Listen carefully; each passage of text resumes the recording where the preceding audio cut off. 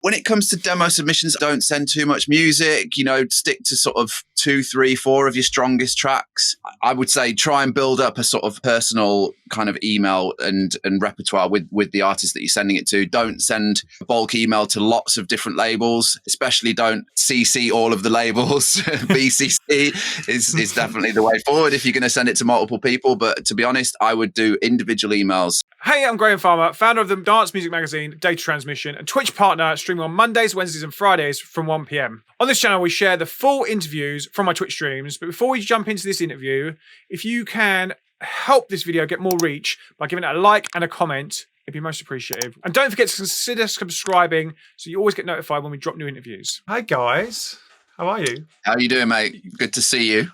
Welcome to my shed in my garden and all the shenanigans that happen in this stupid place that is in the bottom of my garden.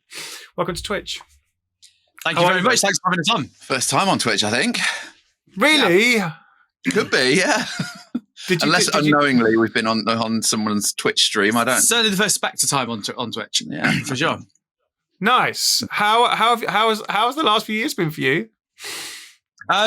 Interesting. Yeah, I mean, the last couple, I guess for anyone in the sort of music or entertainment business haven't been the best, to be fair. But yeah, no, I mean, it's all good. We sort of took the whole COVID situation. It had its ups and downs. Obviously, we didn't do any touring for the best part of 2 years.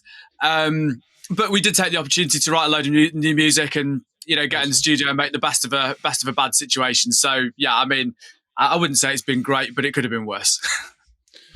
Wicked. Yeah, it was kind of bad timing for us, really, as well, because we just released our third album on Craft Tech. So it was actually January 2020 when we released the album. So we basically had a full year of touring scheduled, gig scheduled, promo for the album scheduled, and obviously in March we got 4 shows in basically, and then that was it. We did the four UK dates, and then everything closed. Yeah, so that was pretty much the worst timing you could possibly imagine for us. So, we had obviously pretty much overnight lost a lot of shows and a lot of stuff that we had planned, including the live show, actually. But, oh my God, I remember all the promo.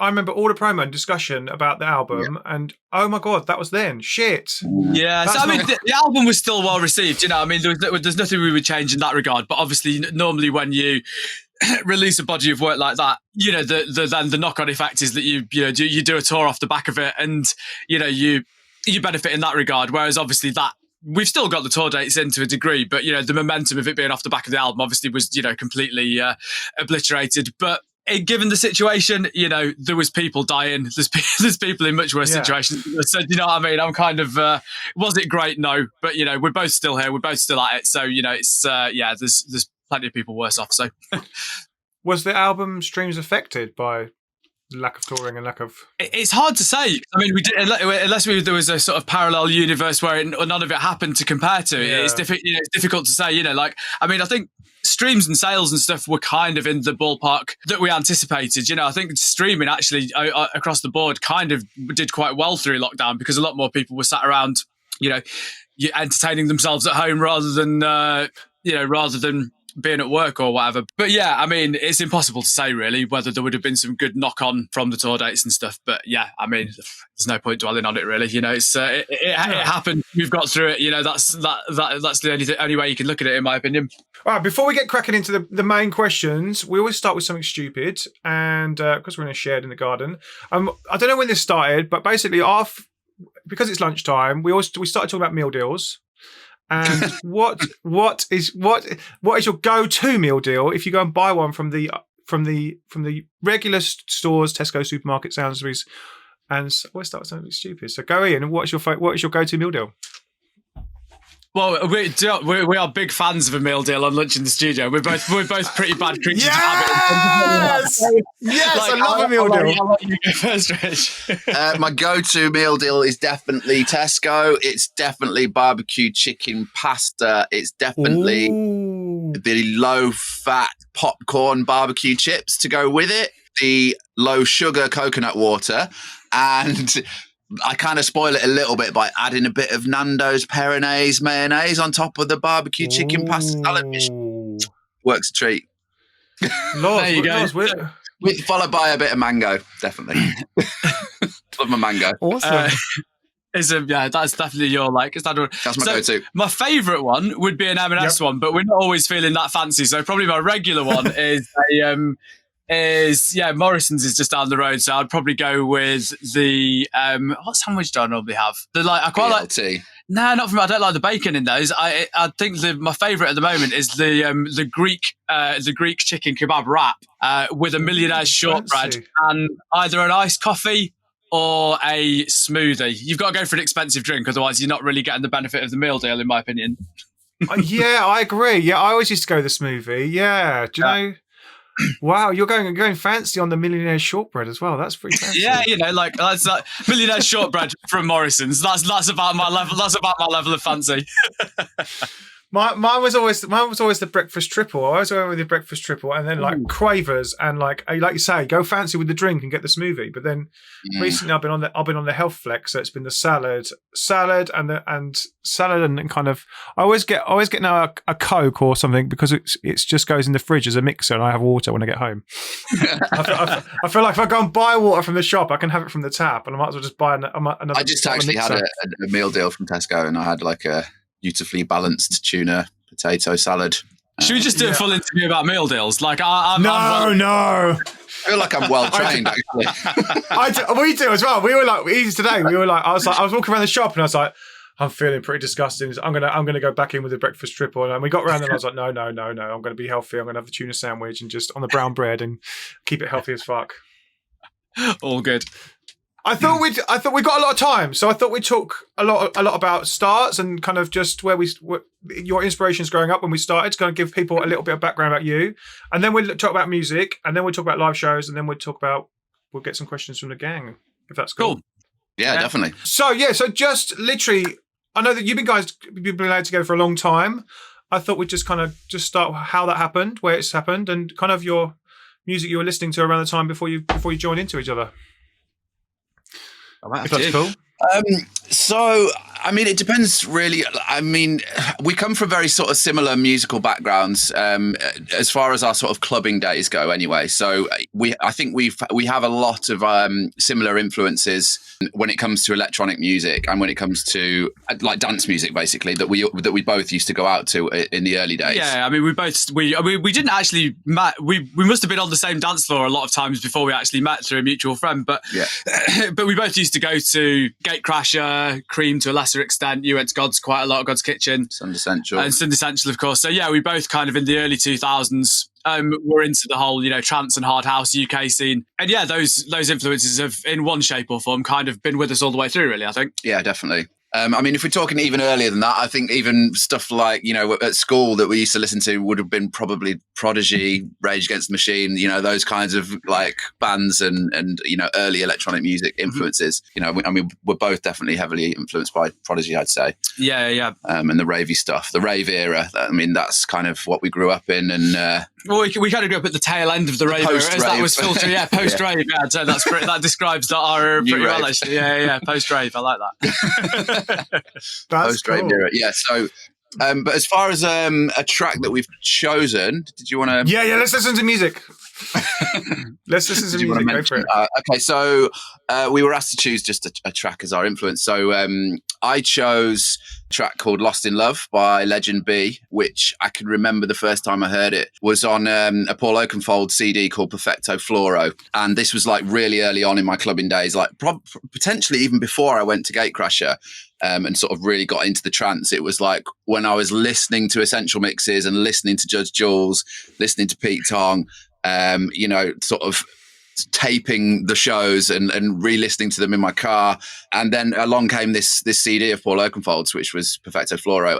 And it played heavily as well on the, the influence of movie soundtracks, intertwined with all these different, rave tracks and amazing electronic music. So, for me, that was something that was really stood out in my early years and was a big influence on me. And Legend B, Lost in Love, was just the outstanding track on that album. I remember that CD. I remember that CD well. Jesus, I think I had that CD as well. Yeah. And from a Crasher, were you a Crasher kid, Rich? No, I was more of a shiny, I think they used to call it. Probably like a bit of day glow and like flashing t-shirts and a bit of cyber paint and all that, but not a full-on crash kit. I had the flashing t-shirt as well. That was fun. I'm sure there's some incriminating photo evidence. Oh, there's definitely some photos of me at Synth Essential that I wish didn't exist. Yeah, that's for sure. Right, let's listen to this track. We've got it lined up, so let's listen to this. Let's go back. I love this. Oh, look, the thing works as well that way. Cool.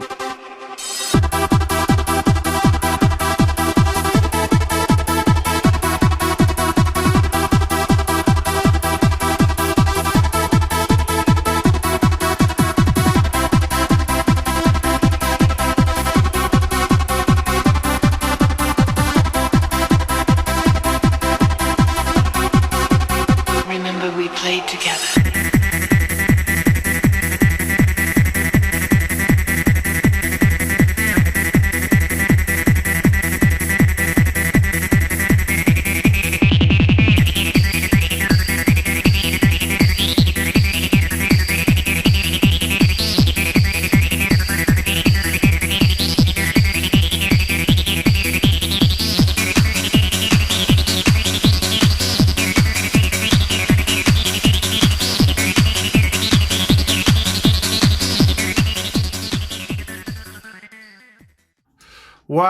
Wow, that was a what a record.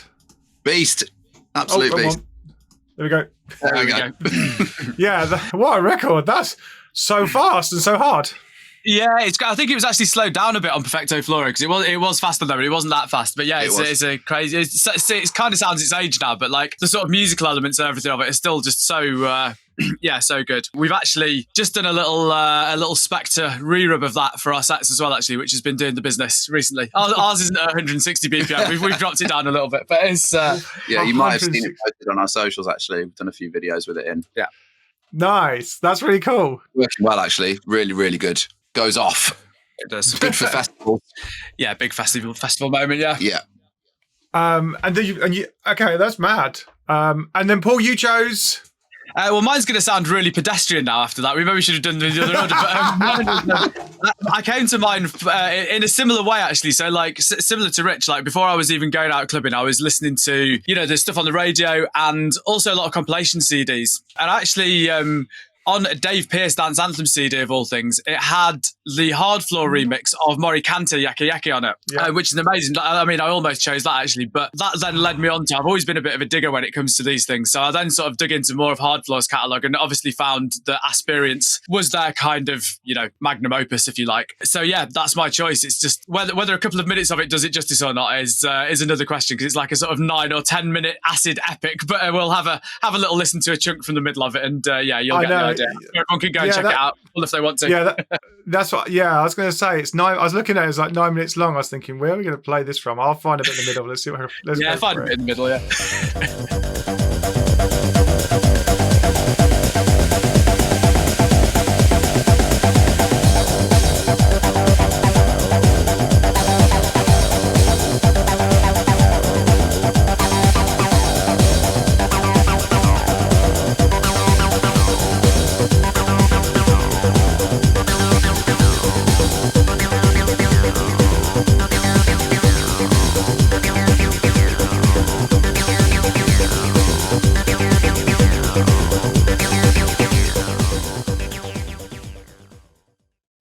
There we go.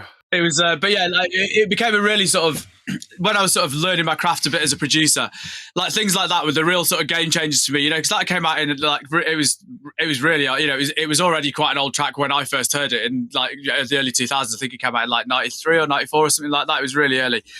And yeah, listening to that compared to other stuff of its time, everyone else was making sort of like really sort of strip back raw breakbeat hardcore and stuff. And there's these two German guys with these like intricately layered, beautifully crafted sort of acid masterpieces. So yeah, it was a real sort of, there was some proper producer goals going on listening to the Hardfloor stuff back then. Right. So then when you mentioned we started, you've had a load of production through the last few years, and I thought we'd play the latest track, which is called Endless Days. Tell us about it before we play it. So it was basically Endless Days is kind of a bit of a like third iteration of something. So in lockdown, initially we were really despondent when it came to writing music because we make club tunes at the end of the day.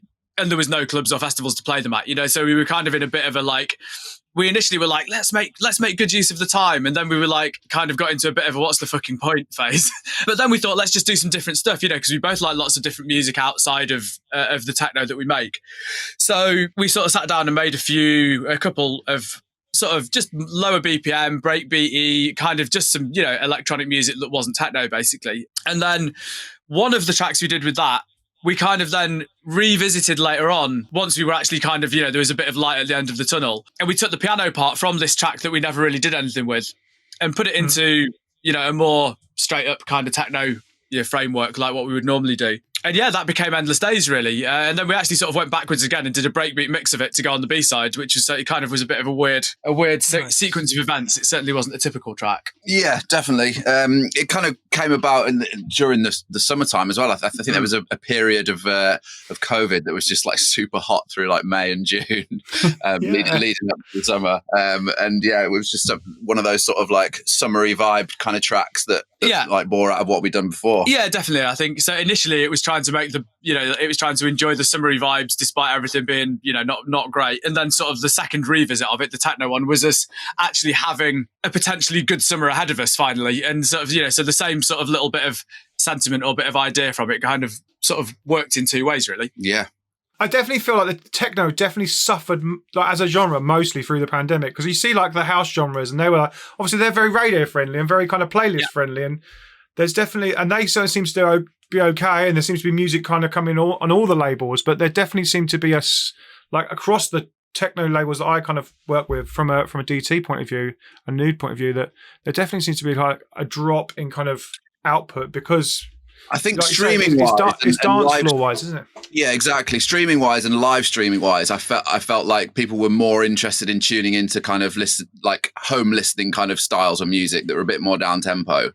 Whereas the techno streams, I think, although possibly the biggest artists had some big streams and stuff, you know, there was probably less, you know, demand for that. You know, because I think, you know, I would listen to a Defected stream or an Anjuna Deep stream or something like that while I'm doing stuff around the house, you know, as background music. Whereas I wouldn't listen to an Amelie Lenz or a Charlotte DeWitt set while I was, you know, like doing the DIY or whatever, you know. So yeah, there was a few, when there was, like I say, there's a couple of really big ones, and like I say, the rest of it was, it definitely struggled, didn't it, as a genre? I mean, even someone like Carl Cox, you know, he kind of did something completely different and just like dug into his old vinyl collection, did it all. They were cool though. I enjoyed those. Yeah, they were wicked. Yeah, they were great. Yeah, so with Endless Days, we finally got to the stage where we you know, we penciled it in the release schedule, and you know, we wanted to kind of play it out at our gigs and stuff and test it and everything first, but then, you know, we finally ended up with it on our own label. Yeah, and I think with the story behind it, it was the perfect track to be the first one back after all the shit as well. So yeah, I hope you guys enjoy it. Yeah, enjoy. Cool, let's play this.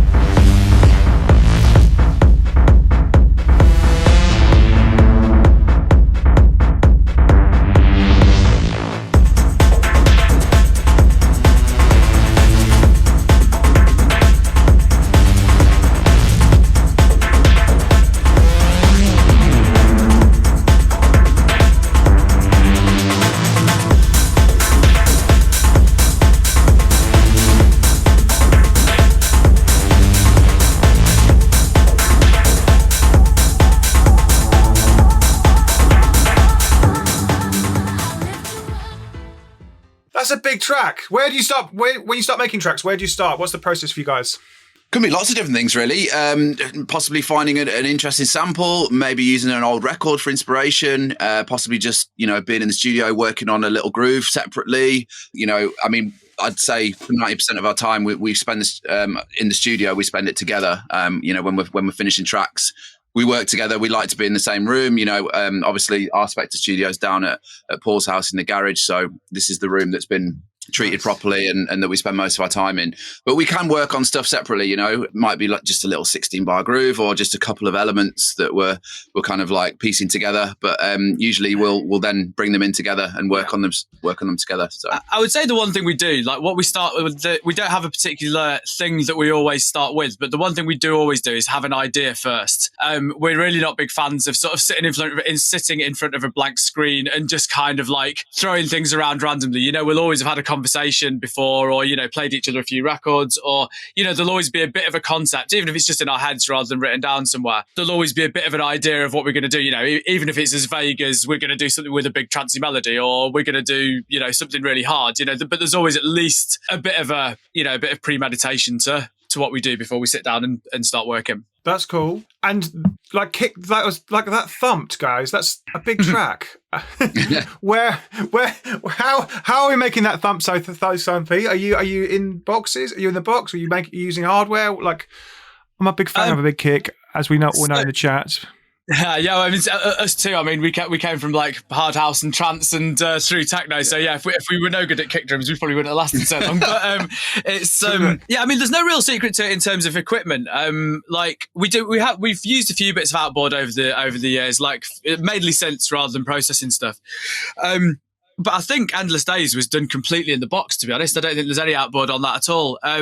And the kick, it's just a few layers. I mean, working on the layers and being careful to make sure that the layers are always doing something. Because I think some people fall into the trap of thinking, right, I must layer my kicks and pile a load of stuff on top of each other. And it ends up being reductive in the end because, if the layers aren't complementing one another, actually, you've got 5 kicks playing quietly rather than 1 kick playing loud at the end of the day. So yeah, and paying a lot of attention to phase as well. If you've got multiple low end elements, making sure that the phase is lined up on those between the kick and the bass and stuff like that. So it's more sort of attention to detail and taking a bit of time to craft it rather than there being any sort of magic element in terms of processing or gear really. I think it's mainly just Ableton instrument rack with a few layers. I can't remember off the top of my head, but there might have been a bit of saturation from something like Decapitator or something on there, but nothing too drastic. Yeah, that's the usual one. That's the usual one in the chat. Is what are your go-to plugins, the ones you use the most? And so let's ask those that normally ask that were not here, but I'll ask it for them anyway. Let's assume they did. It's a standard question. Do you know what? Do you know what? Every stream, it's in their standard, and there's one person that always standardly asks it. So I know they're not here, but they'll definitely want to know it, I'm sure. So we're really into like what Yuhi do, the Yuhi plugins. So the one that is our go-to out of all of them is Diva. For the real kind of like analog sort of 2 oscillator kind of like with the unison on it and like that kind of like classic Diva sound. Definitely what we go for. It's basically like it's the ultimate VA for me. You can get it sounds. I mean, I'm sure there are analog purists out there who'd, say that it isn't as good, but it's so close as makes no odds. At that stage for me, Diva with it set to Divine is really, really close. And you've got the beauty that you can have as many of them, you can have 10 instances open. You can duplicate it and pan them a bit left and right, like, whereas if you had a mini Moog, you could, you can't do, you'd need 2 to do that. So it's, lots of little tricks like that. So in terms Diva's what we normally use for bass, isn't it? Either Diva or Operator. That's true. Yeah, like Diva's definitely the go-to for leads, and we do use it for bass sometimes. Bass, yeah. But yeah, I was going to come on to that actually. So probably the second most used would be Operator, which is just one of the Ableton stock synths. And I think Operator's a little bit misunderstood because it's an FM synth, which are always a bit awkward to program anyway. And secondly, the presets that come with it are fucking terrible.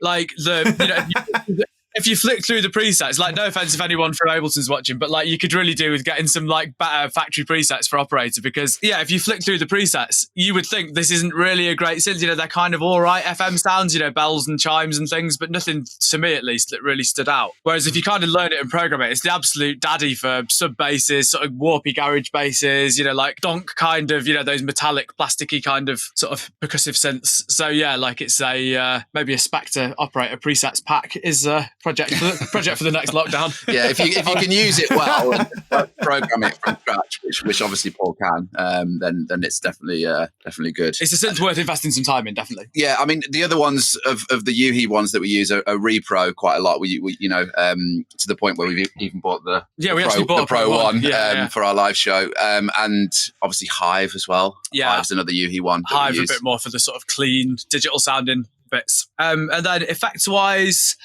we've kind of had a bit of reverbs wise. We had a bit of a switch actually. We used to use a thing called Breeze, but it seems to have been abandoned. So we've switched over to Valhalla recently. I'm sort of happy with that choice really. Valhalla Vintage and Valhalla Room are our kind of reverb go-tos now. And then the Soundtoy stuff, they'd be the Desert Island ones. If I had the full Yuhi suite, Valhalla and Soundtoys, I'd be happy. Like an Ableton, I could an Ableton obviously. Yeah, like I could live with that. There's lots of other bits and bobs we use from time to time, but they're the ones that are in every project, I would say. I might need a meal deal here and there. Yeah. Always a meal deal. Always a meal deal. You bring the barbecue chicken salad, I'll bring the plugins. I'll bring the ketchup. Surround sound so proof it's not what you use but how you use it. Exactly what they want into a conversation. Yeah, exactly. And that's 100% true. Like, I mean, I'm a bit of a geek with this stuff, and I read lots of old interviews from, artists that I grew up on, Orbital and The Prodigy and stuff like that. And, you read an interview with Liam Howlett from the sort of mid to late 90s. He made Jilted Generation and Prodigy Experience on a sampler that didn't even really have a display. Like at the point where if you can't make something good with Ableton and the stock Ableton stuff, like the equipment isn't the issue. If you've got creativity and ideas, you look at those guys and the amazing music that they made with stuff that, is so primitive compared to what we've got now. It's, like the tools are very rarely the limitation with dance music now, I don't think. I read the same with Homework as well, on Daft Punk and Homework. It was like limited tools, but just made something amazing. Yeah, exactly. And I think sometimes though, having, if you've got even just like the Ableton and the stock plugins, you've got so many possibilities. Sometimes that, having too much choice can almost be counterproductive. I think the fact that, Daft Punk had a compressor, a sampler and a desk, and they were like, right, well, and a really good record collection, that was why they sounded the way they did. Probably if they'd had, 500 cracked plugins and a load of synth presets and stuff like that, they never would have come out sounding the way they did, so sometimes the limitations are good. So worth imposing limitations on yourself sometimes as well, I guess. Yeah, that's cool. Yeah, surround sound. I also like the Desert Islands plugins. That's quite a cool thing. We should we should definitely have that as a question. We'll just change it a little bit, and it's you're now your Desert Island plugins. You've got to call it Spektre Desert Island plugins. Oh no, we definitely will, because in a little bit you're going to get asked the Pete Griffiths question as well, because Pete Griffiths has got a question as well. And we also have, for those that really go back, we had John Newman on. We had the John Newman question. So if in the chat you need to know something, we can always use the. I need to know. If you need to know something, we can press the button. It's all there. So there is definitely the Spektres Desert Island Desert Island plugins question. We'll keep adding these. It's well good. You mentioned there's a breaks mix of End of Stage. Should we listen to that as well? Yeah.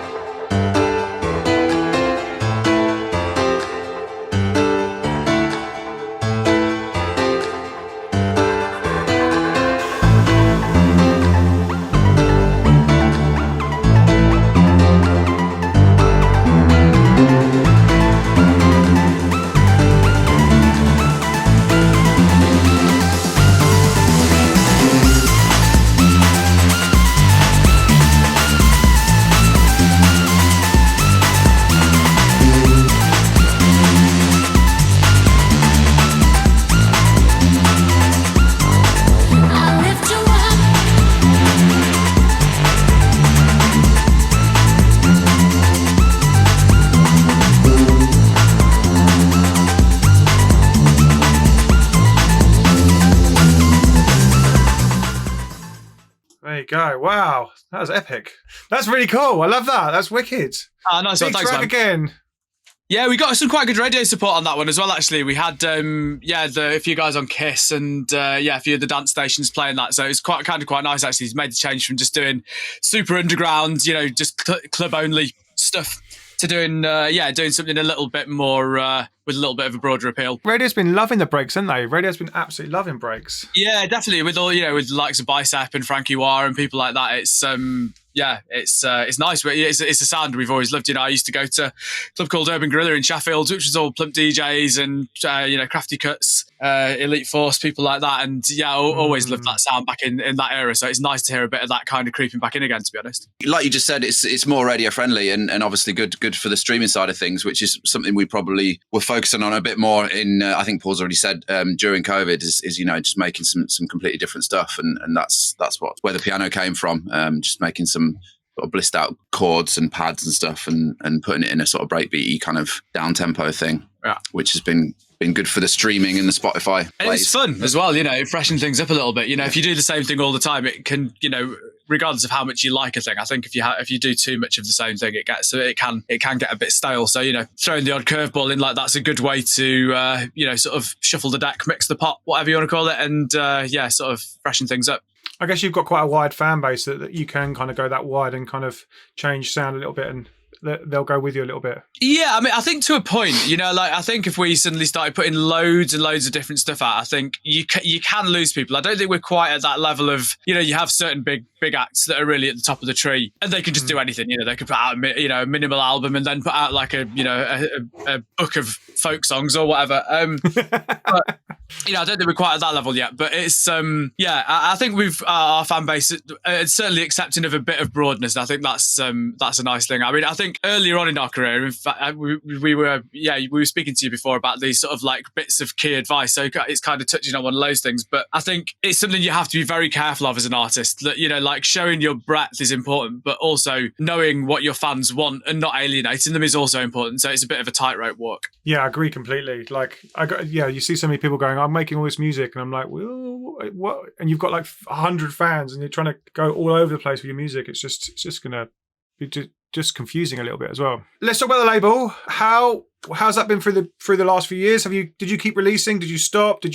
How did that work for you? We slowed down. We were previously doing a release every month, and we slowed it down a little bit. But we were still releasing music. But it was a tricky one because obviously people whose music we'd already signed and committed to releasing, people still wanted the music to be out there. So obviously, we weren't going to change that. We weren't going to backtrack on anything. But equally, there was an element of us that knew we couldn't do some of the releases the justice that they deserved, because so much of the music that we release relies on DJ support and relies on people playing it. The buzz from a track now comes from either A, hearing it out, or B, seeing a video of somebody playing it out. That's kind of the way that buzz is generated these days. So there's a couple of really good tracks that we put out that didn't do as well as they could have done just because of circumstances, which was a shame. And also another thing I would say is when you come to sign things as well for the label, like that's one thing that we will always do is test the records out ourselves, and that was something again that we couldn't do. So it was more like we could release what we had in the schedule, but in terms of actually signing anything, obviously because again it's dance floor music, there was no dance floors, we couldn't test the records out, we couldn't say exactly if there was something, little tweaks that we needed, or any sort of feedback that we would normally give the artists and do a bit of A&Ring with the records. That was kind of lost, that whole process. And like Paul said, the DJ support and any sort of real good content for sharing and pushing the release, that was lost as well. So, we kind of felt like it was natural to slow down, but not completely stop, because we didn't want to just, completely lose the momentum that we have of the label. But thankfully, we are now talking in the past tense, and things are looking better now. We're kind of back to back to full capacity, back to we've had some really good stuff out already in the past year or so. We just released the 6th installment of our Respekt series, which we started a few years ago, and it was kind of set up because we were getting sent lots of demos from, or being put in touch with new artists or up and coming artists that probably weren't at the stage where releasing an EP on the label would have done it justice, that it wouldn't have got the recognition that it deserved. But equally, certainly when we first started it, there was a lot of labels putting out these VA compilations with like 12 or 15 tracks on, and more even. And if you were an up and coming artist, it was great to be on that label. But if you're track 14 of 16 on a VA, a lot of those tracks got overlooked. So we wanted to try and redress that balance a little bit and do a various artists compilation, but with a limited number of artists, so that everyone really got a good a good slice of the attention. So we've kept that concept going really. And yeah, the 6th installment is out now with 4 really good tracks on it. At the start, we mixed it up a little bit as well, and kind of tried to do something a little bit different, where we showcased 2 tracks from each artist. So in the early stages of Prospect, that was what we did. We sort of put 2 tracks from say 3 to 4 artists, and so the early prospects were a kind of a bit fuller. Yeah. But this one in particular has got 4 tracks from 4 different artists, and all of them are sort of up and coming rising talent. That we're really feeling, basically. Definitely. So yeah, we've got Sam Kilt on there, who's a wicked Welsh producer. He's had some stuff on Tronic, and he's had quite a few releases elsewhere, but definitely one to watch. Jo Poole, who's released on Say What, Ramon Tapia's label, and has also signed a couple of bigger things recently, which we're super excited for what she's got coming up, but we'll not spoil the reveal on that one. Kosmo, who's a wicked German producer who we met. Our Berlin friend. Yeah, was it Berlin or Cologne we met him? We met our Cologne friend. He's just told me he's in Berlin. I think he is a Berliner, but I think he was in Cologne for that gig for some reason. Yeah. That'll be it. And then a collaboration between Devid Dega and Nico Cabeza as well, which is a little bit deeper and a little bit proggier, but still a wicked tune. One we've played a good number of times. They all kind of cover a different area, actually. Like, it's a good very deep area. Yeah, it's definitely. You could play all 4 in a long set. Exactly. Yeah, that's what we found. Like each one covers a different kind of bass for us, so that's what we really sort of were drawn to. That's mental. I definitely want to listen to all of them. I'm a big fan of Jo Poole. I've supported her for a long time across our channels, and like I say What track was amazing. She's done 2 mixes for us, which have been both literally. She sent them through, and I'll be like playing it, and I'm like, yes, Jo, like in the office, going, come on, this is wicked. This mix, like she absolutely smashes it when it comes to. She's good at what she does, and she's got a real clear vision of what she wants her sound to be like and what she wants to do as well, which is you don't always get that, so it's a really really good thing. So I've not actually checked it out for you guys yet, actually. So I need to grab that and stick it on my SD card for the car. Oh, get both of them. This one and the previous ones are just as good as well. So, but yeah, let's talk just from a label point of view. Like you're signing unsigned artists, new artists, which is great. So, how do you go about signing artists, and what's the process for you? And what should people do when they're sending you music? Let's talk about that first. I think when it comes to demo submissions, I mean, it's probably nothing new to people. They've probably heard the similar tips before. Don't send too much music. Stick to sort of 2, 3, 4 of your strongest tracks. Don't flood the artists. I would say try and build up a sort of personal kind of email and repertoire with the artist that you're sending it to. Don't send a bulk email to lots of different labels, especially don't CC all of the labels. BCC is definitely the way forward if you're going to send it to multiple people. But to be honest, I would do individual emails to 1 or 2 labels and try and build up some kind of like a rapport, a relationship with the labels. It helps if you go and speak to these people in person. Obviously, that always helps if you put a name to the face. I would also say patience is a thing, because we're not even a big label, but we get a lot of demos, and it isn't always our number one priority to listen to demos. If we're busy touring or rehearsing the live show as we are at the moment, finding time to do that. So it may well be that we do sometimes take a number of weeks to get back on things. And I wish we had the time to be listening to demos every day, but we just don't, unfortunately. So keep sending stuff. Don't get disheartened. Keep sending stuff. Maybe wait a week for a response. Send a reminder. Wait another week, and then if it's not happening, move on to the next label. That would be my advice. Solid. Yeah, I mean, obviously, when it's SoundCloud links, you're going to be able to tell if it's been played, which definitely helps. But also, SoundCloud reduces quality, so make them downloadable, or don't make them downloadable straight away. Wait for the artist to ask, because if they want to play it out, they will have to download it. Therefore, it's been listened to. They might be feeling it enough to want to play it out. So SoundCloud can be your friend. Definitely. Dropbox also works. Yeah. But try and stick to your strongest tracks and make sure that it suits the label really as well. Make sure you know the labels that you're sending it to, because the amount of demo emails that we get where it's completely the wrong genre. It's not. It's like a reggaeton track or something. They're just bulk sending out tracks to this huge email database. It's like they've just Googled record label and then sent it to everyone. You're not going to get any success doing that. Yeah, the amount of music that we have to go through to actually get to the good stuff. Even techno to actually get to techno. It's very very it's crazy how much music we get sent and that's not suitable for our label. So make sure you know who you're sending it to and know the sound of the label, and just keep it focused really. Oh my god, you're not even getting some people are not even sending you techno. That's mental.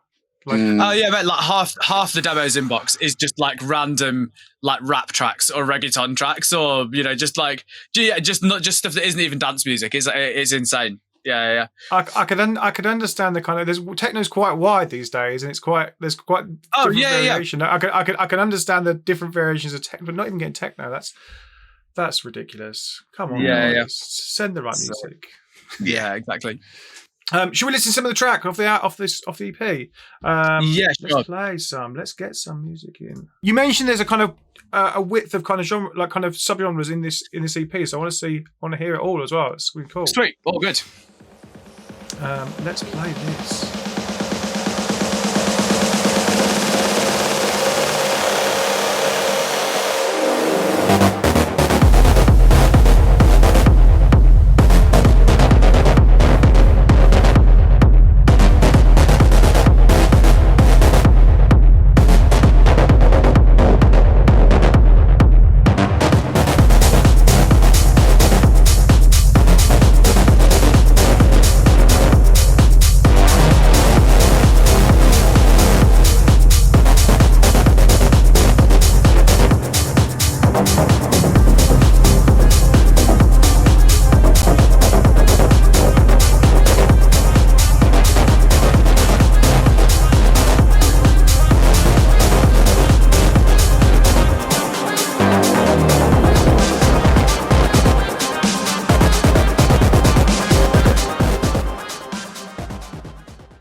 Hit hard. Holy crap. That was great. Yeah, it's a beast. Yeah, it's a big tune. Do you know, I was just thinking about this fun. What could be fun is, tell me, like, so you obviously heard that track as a demo. What bit when did you go, I want this on the label? What was the thing that made you sign this record? And let's do it for each one. Like, did you know Sam? Had you been speaking to him before? Had you signed a record from Sam? Let's go through that. I might kind of reiterate the points we were making before. For me, it was just having a hook. It was something that was memorable. It was standout. The break element, the lead in the break. That was just so hooky and so memorable and just stuck in your head. And it also had a kind of guitar influence to it as well. That was something that we hadn't always heard on a lot of techno demos. It was something completely different and outside the box. Yeah, we'd been chatting to Sam, and he he'd sent us a few demos before, and we'd been sort of going backwards and forwards and giving him a few bits of advice and stuff. And one thing that we discussed was he used to be into like metal and sort of prog metal and stuff like that. And we were like, yeah, just take some ideas from the other music that you're into and kind of like infuse the music that you're making with those ideas. And that was kind of the track that he did, sort of taking that little bit of advice on board, and having the sort of the kick drum following the riff. It's very much like a sort of like what a metal track would do. And yeah, it's just got a bit of identity. It's unique. It's got character. And I think that's one thing that we're always looking for. Like you can go through the techno top 100 on Beatport or whatever download site, and there's a lot, there can be, I'm probably in every genre to be fair, not just techno, and there's kind of ends up being quite a lot of stuff that's a bit cookie cutter, that can just be a bit like they've sort of listened to, okay, well all the big tracks have got X, Y and Z in it, so I'll make something with that in, and they kind of like are functional but don't really have much identity sometimes. Yeah. So we try and avoid those. I think instantly as well with the Sam track, it was one of those where we'd put a few demos in the playlist for us to play out, and every set we were just going straight to that track. That's always a great test for us. It was Definitely. Just one of those that it fit many moments in our set, and we'd never not want to play it. So yeah, if you go from needing to test it out to wanting to play it every set, that's kind of, you definitely know that it's definitely. Yeah, that's a good one. Yeah, that's also interesting. Like, obviously, he'd been sending you stuff before that maybe wasn't right as well, which is then, and you were helping him go back and forth. That's really cool. Yeah, definitely, because the stuff that he'd sent us was, it was good music, but it just wasn't quite right for us on Respekt. Like, if and we'll always try and do that. Try and help people out, because at the end of the day, if someone's clearly got something there and it's just not quite executed right, or they've obviously got the talent, but the tracks that they've done so far aren't quite the one. It's always even if they don't end up signing it to us in the end, the more good music there is out there, the better for everybody, in my opinion. So it's we'd always try and sort of help and give a bit of guidance. Yeah, we'll always encourage and give constructive criticism. Definitely. Yeah. I love that they have had that persistence as well, but also, like you're saying, from the earlier point, so they've built that relationship now that you're then helping them and they've obviously finally got there with that one over the line, which is cool. Definitely. And like Sam, actually, Rich was saying about, the sort of building a personal relationship thing. We did a show at the Vaults in Cardiff, which is round the corner from where Sam lives. And, he came down, we had a beer with him, stuff like that. And it does make a difference, because then next time you get an email, you can picture the guy, or the girl that you spoke to. And it's like, oh yeah, that was that guy who I, had a beer with at that gig. It sounds, you have a bit of a chat and stuff, and immediately you can picture the person. Whereas if it's just like DJ X on an email, you don't have any preconception or any warmth towards it. So it's always, if you've got the opportunity to meet people in person and make the effort to do that, I think that always helps. Yeah, networking can help. And that was, the same for both of us when we were starting out, actually. Like I was handing out demo CDs in person to DJs at shows, and that was how I got my early breaks. Totally, that's my first experience of Miami, was just going there with a case full of CDs, just giving them to as many people as I could. But obviously, when you have that face-to-face meeting, even if they're not into the music, 9 times out of 10, they're going to email you back and say, oh, thanks for the music, it's not for me, or I think this person might like it, or, it was great to meet you, here's my feedback. At least you can take something from that experience because you've met them face to face. Definitely. And built that personal connection. So that's definitely valuable if you can do that. Yeah. Not always possible. Not always but possible. It's, if you can do. Love that. Right, let's play Jo Poole. I'm excited to hear this.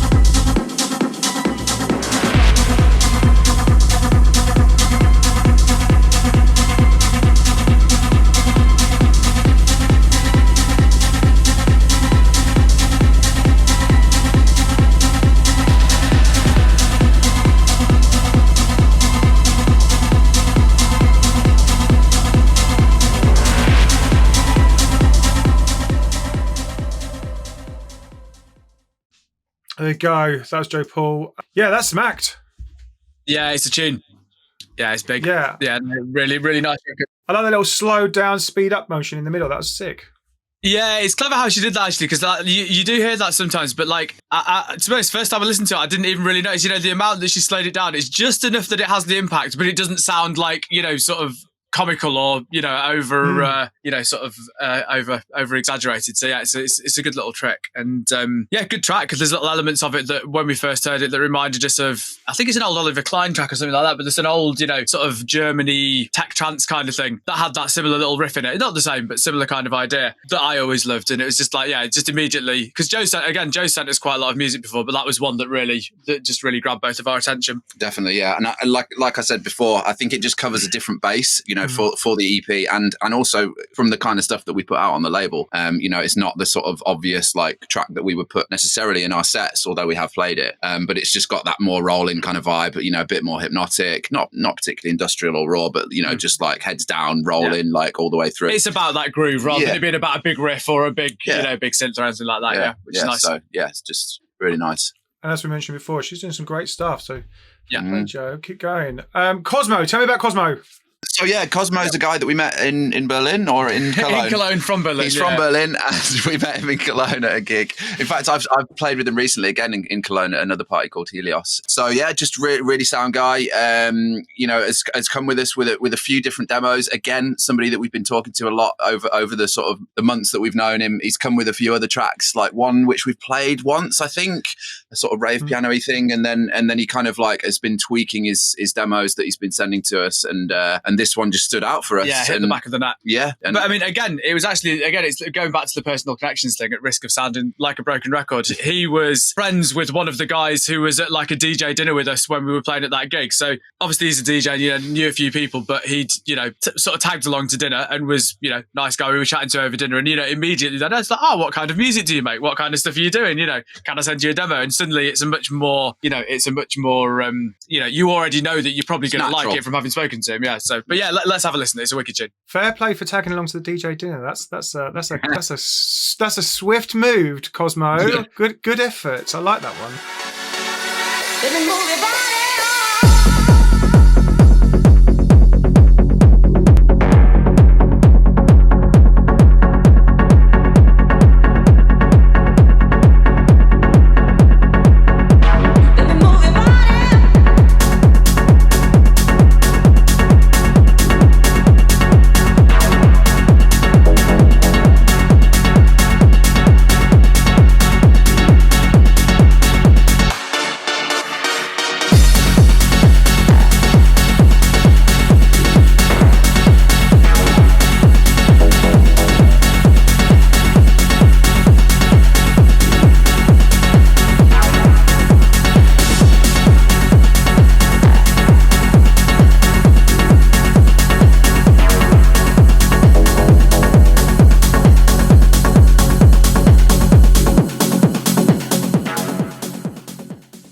There you go. Holy crap. That was great. That reminds me of the gallery. mid dance floor at the gallery. Wicked. In the mid noughties, yeah, Turnmill's Gallery. That was wild good. Oh, that was a great track. Great club as well. Yeah, Turnmill's Yeah. Proper maze. I got lost in there many times. Yes. In a good way. But yeah, love that. That thumped. Oh yeah, and also Daboots. How'd you say that? Dabutsu music. He's done your course, Paul, apparently. Ah, nice, wicked. Yeah, that was definitely, that sort of got me through the last couple of years as well, doing a bit more of the tutorial stuff, which was enjoyable actually. It's sort of nice to share the knowledge a little bit and sort of help other people make some music. Yeah, definitely. I love that. And then the final track, Devid Dega Nico Cabeza. I've been into Nico Cabeza. I know him well, and I think I've done premieres with Devid Dega as well. So this is an interesting collaboration. Yeah, it's a really good track. And again, they've sent us quite a bit of music in the past, but this was one that just sort of, ticks the boxes. And as Rich was saying before, it kind of rounds out the EP nicely. It's a little bit deeper and a little bit more proggy, kind of reminds us of some of the old sort of Marco V era, kind of tech trance stuff. Definitely a Marco V tinge to the riff. Yeah, which, wow. It's really nice. But yeah, it's a bit groovy, a little bit deeper than the other two. But yeah, a nice fourth track on the EP, definitely. Nice. And they've released on some good labels as well, like Cosmic Boys label and Mark Antonio's label as well, which is cool. Arguably, they kind of fit less into the up and coming category than the other three. Probably been around a bit longer than the other three, to be honest. But it's the first time that they've really kind of. It's the first thing that's fitted for Respekt. I think it is the thing. They've made lots of good music before, but yeah, it's the first track that really fitted for us, and it sort of made sense to put it on the EP. Cool. Okay, let's play this.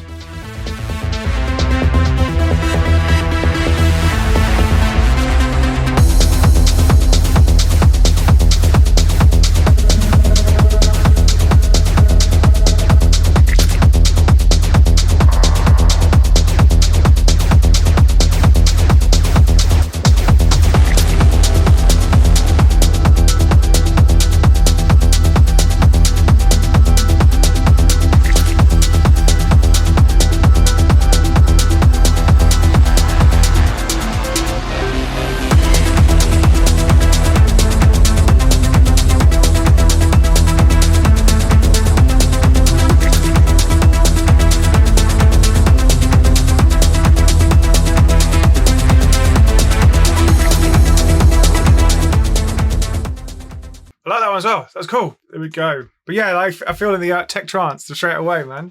Yeah, it's nice. It's nice all those influences kind of coming full circle and coming back around again, to be honest. I'm into it. Right.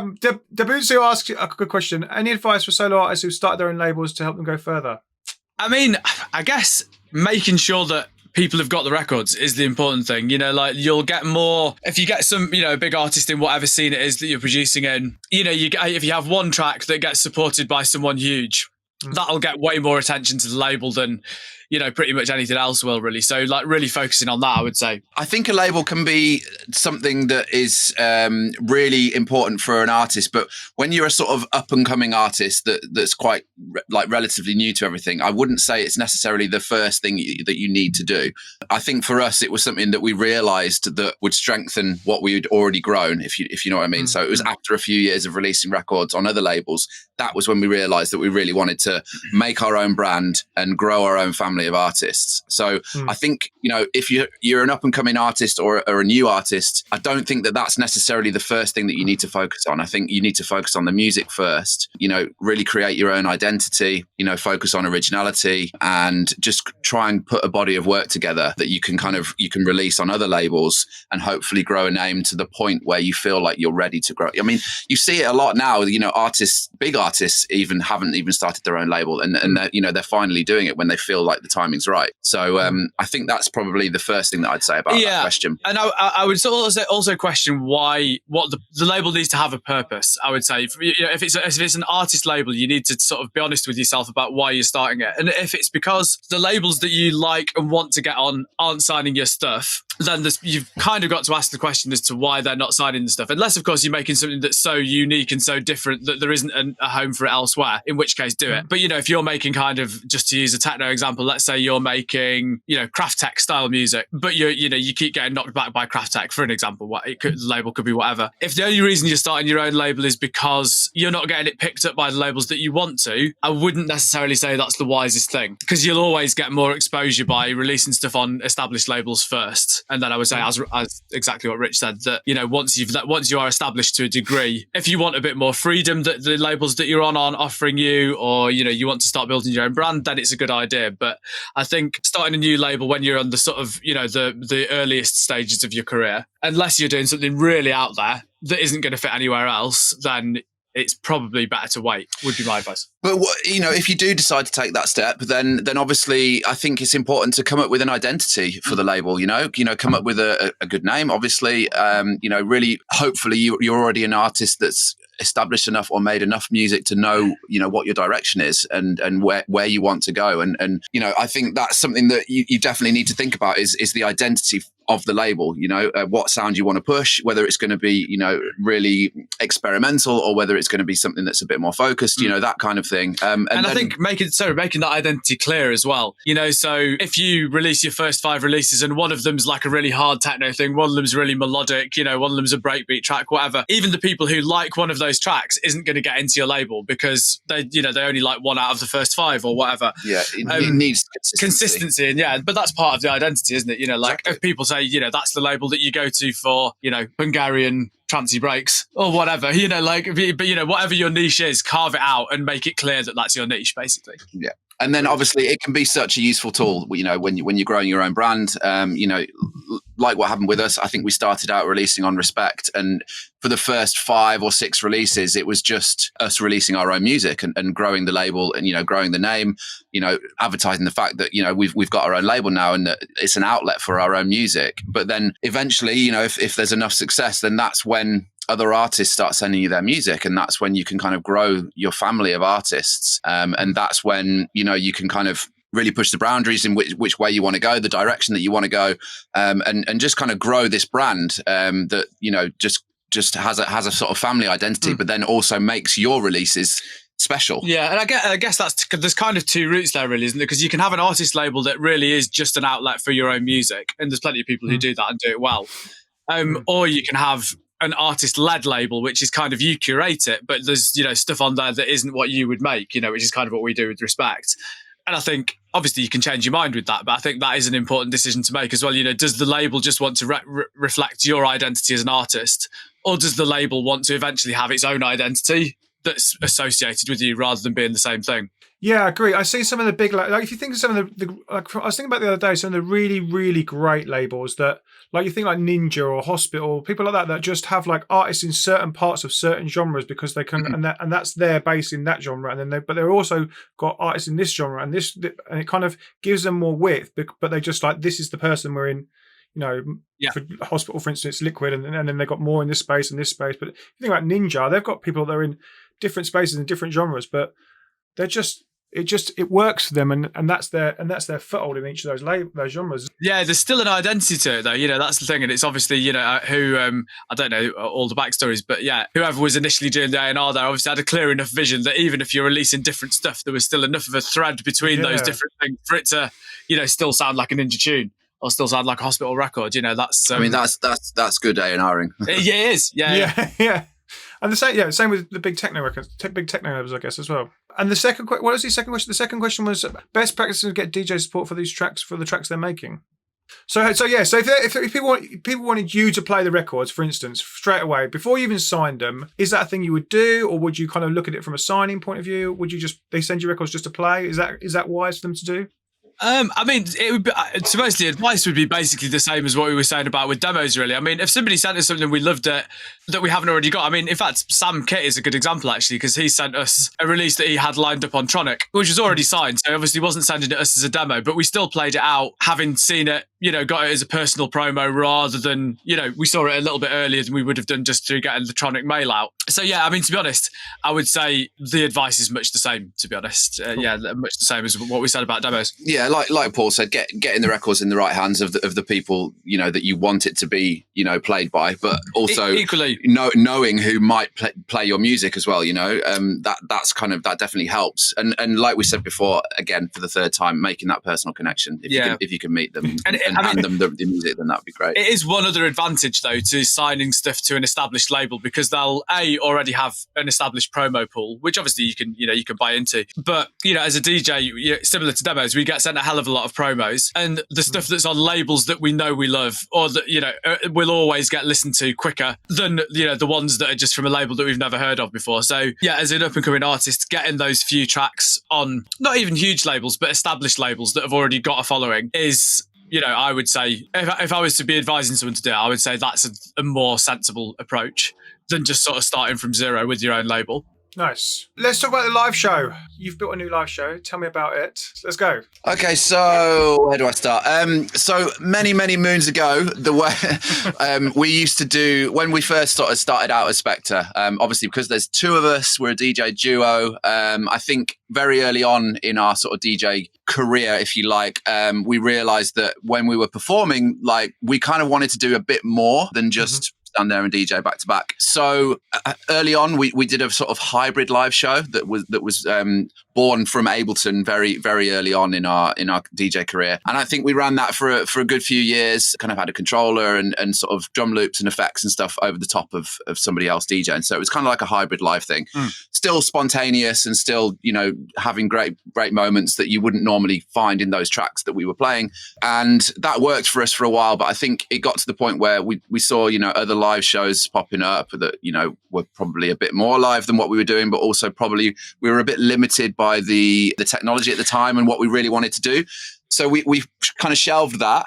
And we've been DJing back to back. Interject there, though. I think also it was at a point where people adding laptops or samplers and things to their DJ sets was becoming more and more the norm. So we felt a little bit disingenuous calling our our DJ set with extra bits live, when, you know, more and more DJ sets were incorporating bits like that. There was a big switch from CDJs to Tractor, I think. So a lot of DJs were turning up with a laptop, and then that inevitably led to them turning up with a laptop and a controller, and like that was kind of what we were doing and calling it live. Yeah. So it was obviously it was a bit different because we weren't just playing from Tractor, and there was two of us that were playing.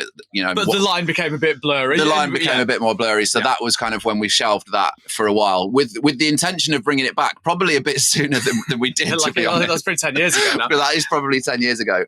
So I think we always kind of planned that once we'd finished our third album and had it released, that would be the time to kind of base the live show on the album and start to plan for that year and hopefully tour off the back of the album, which obviously brought us to COVID. So as we've mentioned already, but it gave us a bit more time to kind of really tweak what we wanted to do with the live show. And so we've kind of built it during COVID. Yeah, well, we had a version almost ready to go. We were about to go into rehearsals really, like when COVID struck.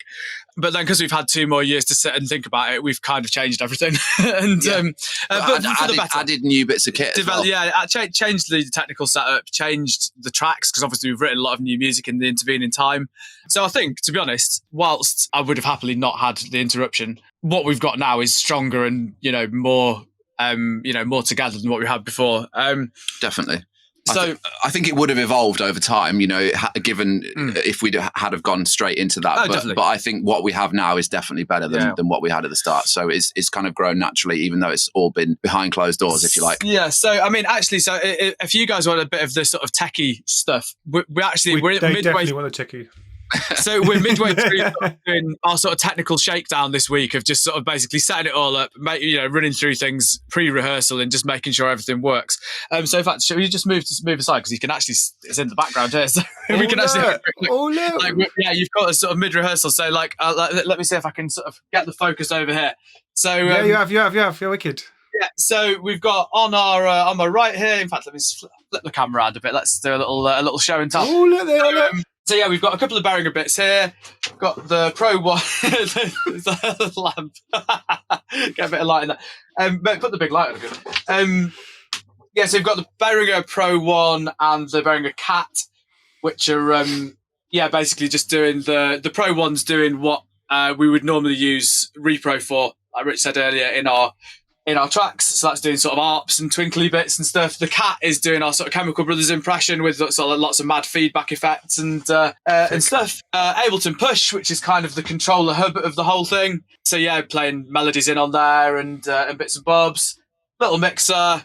And then over the other side, we've got... What have we got in there? Just my chair mainly. TD3 here for the acid tear outs over our tracks. Obviously now we've got the V10 mixer because that's the one that we need to have the amount of channels that we need for all the gear that we've got. Obviously we've got a laptop as well and one DJS sampler just for like drum machiney type extra effects, drum rolls, that kind of thing. Get some break beats in there as well. And then we've got the RD9, which is the Roller 909 simulator, which is sounding great. The Behringer RD9, and then we've got an iPad just for like little bits of vocal and stuff that we can kind of tweak with and mess around with over the top. So yeah, that's the quick, super quick run through of it. But yeah, I'm sure the kit list will evolve, and the way we work it will no doubt evolve over time as well. But yeah, that's kind of the sort of version 2.0 Spektre live setup. That's mental. There's lots. Holy shit. Lots to learn and rehearse and make mistakes with. That's how you learn. But yeah, it's all our tracks. I mean, there's a couple of little re-edits or remixes of other people's tracks in there, but it's all, it's, I would say 95% Spektre tracks with a couple of one well-known Spektre remix, and actually the Lost in Love thing that we were talking about before is in there as well, in a slightly different form to the version that we've been playing in our DJ sets. But yeah, it's all our own music. So it's it's a Spektre live set in the same way that if you went to see a big electronic act, if you went to see Bicep or the Prodigy or the Chemical Brothers, it'd be all their own stuff. So it's that rather than an enhanced DJ set. It's a real live performance of our stuff. That's mental. And have you thought about? Do you have to think about stage aesthetics and how it's going to look on there, and how you're going to be set up, and like some of these big live acts that do as well? I think for some of the shows that we've got penciled in, and we've kind of made sure that we're having the live show on the bigger shows, if you like, the bigger stages. So I think those kind of festivals that we're playing at, that we've got penciled in the diary, or confirmed in the diary, I should say, they're the big stages that have those live shows on there anyway. They're used to kind of housing that. They've got like possibly two stations which they sort of slide in and out. So, but yeah, I mean, in terms of actually setting up and how it's going to look, like it's kind of controlled. But we haven't done a huge amount in terms of stage aesthetics. We've not got any huge sort of show element to it. Like some sort of like live visual element is something that we would definitely like to incorporate, but we're trying not to bite off more than we can chew in one go. Yeah, I think if we can do these first run of summer dates with this and everything's sweet and it all goes well, then further enhancements and things like that are something that we'll definitely look at. Sort of certainly in terms of the sort of visual, LED screen type side of it. But yeah, no, we're not going to wear any like crazy costumes or robot heads or anything like that. When you're planning these live set, where is there kind of like you using that tech to make the tracks in the first place, or did you kind of have to pull in, go, right, we're going to use this piece of tech and this piece of tech because it makes the sounds we want? How did that planning start? Certain plugins that we use kind of like naturally translate to bits of hardware, don't they? Really, I mean, like I mentioned before, Repro is naturally the Pro One. Yeah. I think we trialed the Minilog, didn't we? The Korg Minilog. So I mean, the for a replacement for Diva. The kind of decision that we needed to make really was how different from the recorded versions do we want the live versions to be? That was the sort of question that it all hinged around. Because obviously we could do the whole thing live, like replace all the drums with the RD9, replace all the synths with things. But I think if we did that, because our stuff's quite software based and quite processing heavy, the live versions would end up sounding a bit too far removed from the versions that people are familiar with, which wasn't what we wanted. So it was striking that balance really, and finding enough. So that there's enough live performance and enough improvisation that it doesn't just sound like we're hitting play on a on a DAT machine or a recording or whatever. But there's enough that there is a difference. So like the 303, the TD3 was obviously an easy decision to make. There's quite a few acid bits in our track, so that's an easy translation. Mm-hmm. As Rich said, the Pro One, we use Repro One, which is a software recreation of a Pro One. Beringer have made a hardware sort of clone of it. So, that was straightforward. And then, the other bits really, the cat is just a bit of fun. That's adding something that isn't in the original tracks. And then other than that, it's effects really. We've got a couple of Source Audio pedals that we use for reverb and delay, just because they were, the best, the ones that integrated the best really. They work well on synths. It's fairly similar to what we would use in the studio plugin wise. Yeah, and that's it really. Then it was more a case with the things like the DJS 1000 and the iPad. Then once we've got the basics down, thinking of what we could add that would be fun or would be interesting really, and that was why we ended up with those. Yeah, I think version 1, I think we didn't have the V10 wasn't actually out when we first started putting the live show together. So the mixer was a bit of an issue for us. So we actually had 2 Nexus 900 mixers, next to each other. And I think we even had 2 DJS 1000 samplers as well.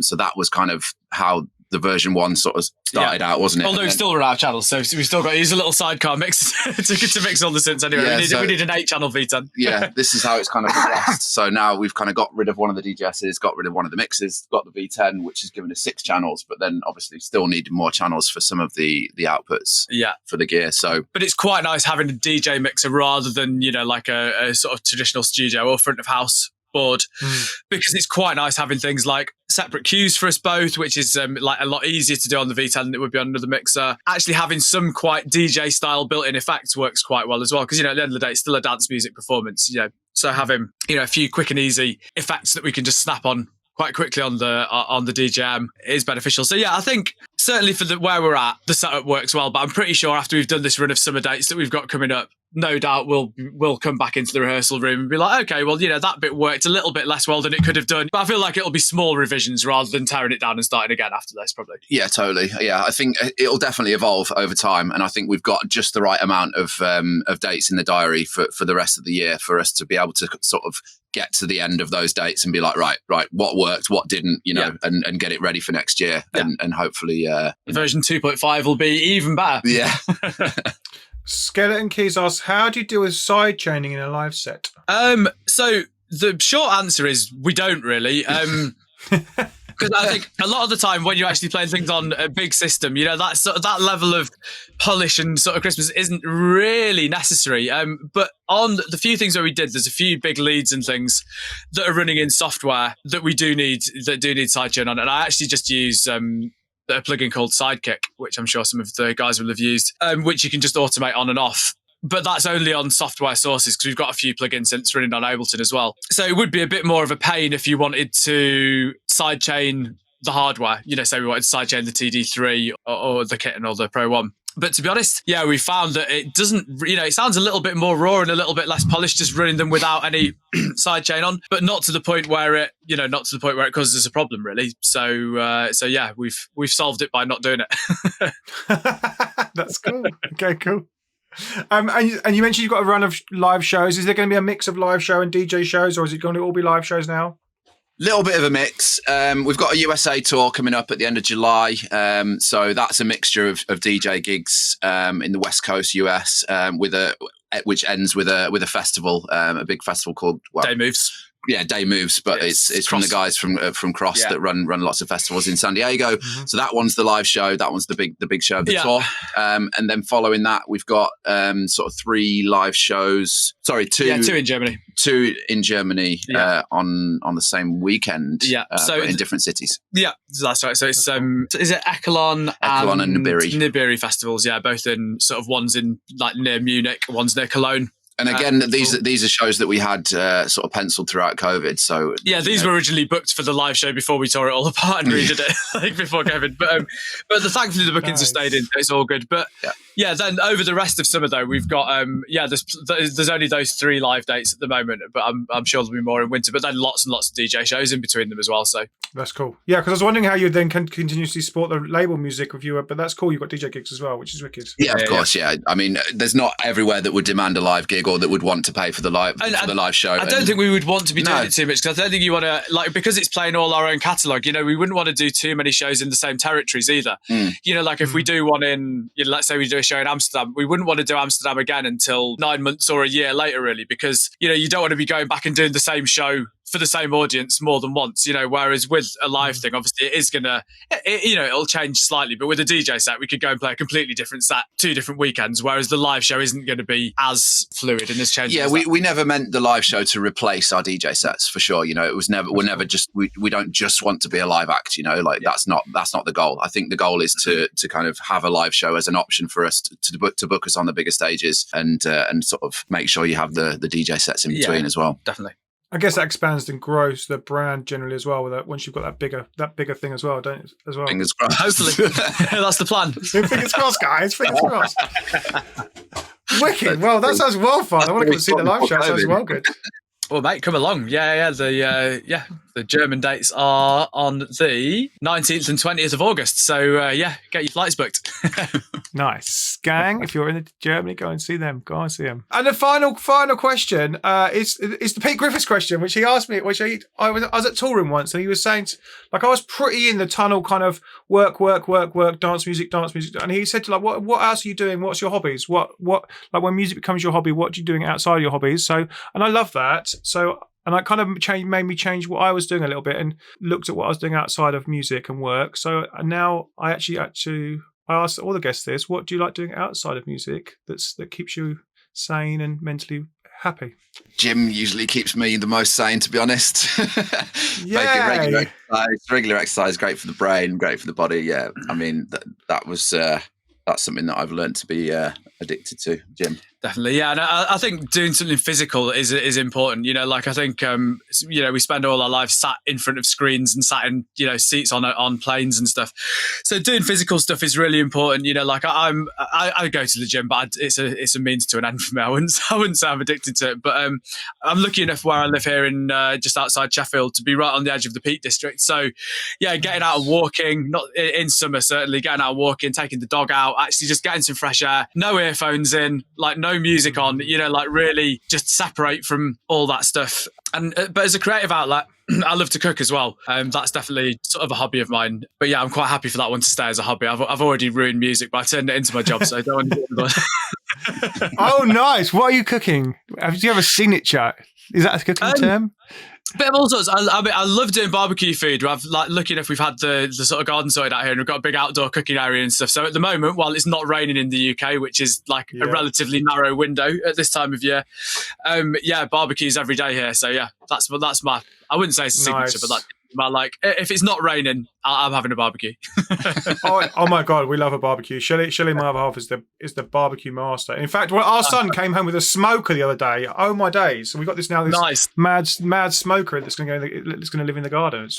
Excellent. Yeah, he literally won it in a competition at work. Seeing as we're on Twitch as well, then I might as well mention my slight gaming hobby. Yay! I'm a gamer, and I know lots of people into music are also into gaming as well, especially the way streaming is now and everything like that. So yeah, I'm a bit of an Xbox fan. Play live quite a lot. Halo, obviously, and Call of Duty are probably my main 2 go-tos. I definitely sway more towards the first-person shooters than any of the sports or anything like that. But I think over the years, I've probably gamed a bit too much in my time. So I've been learning to kind of curtail my habit a little bit in the recent months while we've been focusing on the live show. So, but that's one of my hobbies as well. Some questions from the audience. In fact, live questions. When prepping for a live show, do you recreate the acid lines, or are they saved from tracks that are already made? So it's a bit of a mixture. So what we've done is we don't actually program the acid lines in live, but they are, a lot of them are different to what's in the original versions of the track, if that makes sense. So we've got a live version of a good example is a track called The Dreamer that we released on Misfit a few years ago, which had a little acid snippet in it, but we've kind of developed that into a live version that's a full-on, sort of snarling, slightly Hardfloor-esque, I guess, acid line. So yeah, they're pre-programmed and pre-saved into the TD3, but yeah, they're not always the same as the released version of the track, if that's, hope that answers that one. That makes sense. What music are you liking outside of your genre? Is another question. Drum and bass for me at the moment, to be honest. Yay! Because I'm in the gym so much, I constantly listen to drum and bass mixes. Like, that's probably a sort of side passion of mine. What drum and bass are you listening to? A lot of Subfocus, a lot of Friction. I love Andy C, love Ram. I mean, a lot of the jump up stuff for me, as long as it's high energy, like it's good for listening in the gym. I wouldn't say I'm necessarily a connoisseur, but I've got the Subfocus albums and stuff like that. So I like K9 as well. So yeah, just a few of the someone that's a connoisseur of drum and bass could probably educate me in a big way. But the big artists of the jump up drum and bass stuff, I love. And have you listened to the new Andy C remix of the Firestarter yet? Actually, I haven't, although I have seen it advertised on his socials.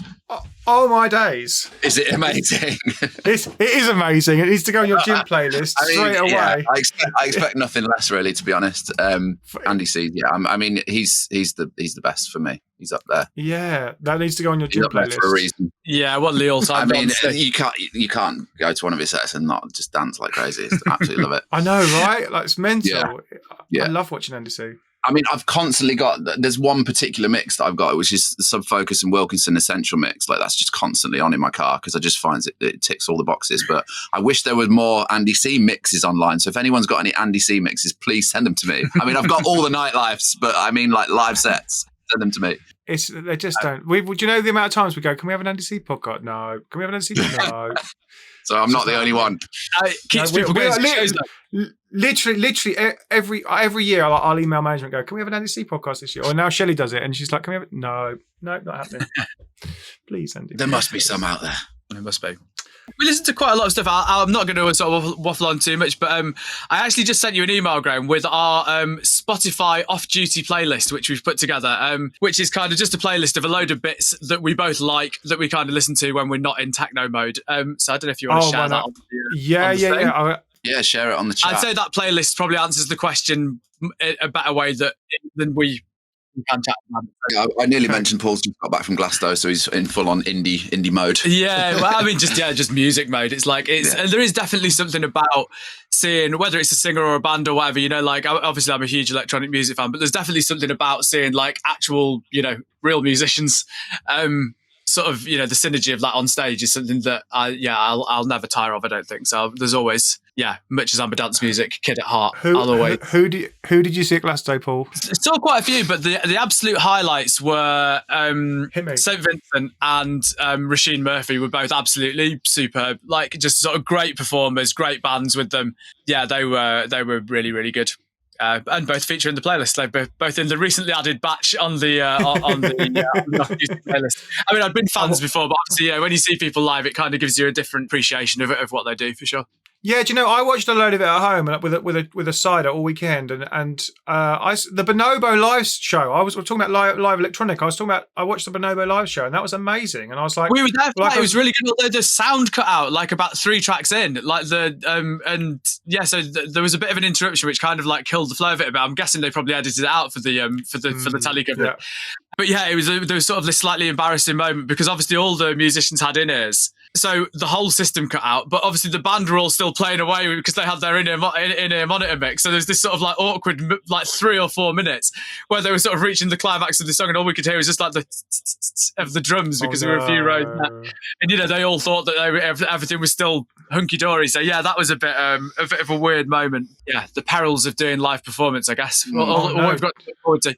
Can't wait for those moments. Do you have to put something in now? Now you've seen that. Are you thinking in your head that you have to go, we should have somebody in the audience to wave if it doesn't? Well, I mean, at the moment we're still using like actual monitors on stage, so we would know about it now. But they were because they were using in-ear monitors. They obviously didn't realise, but it was a wicked set though. Like that interruption didn't spoil it. It was it's a good example of someone who's obviously like a studio musician by trade. Taking that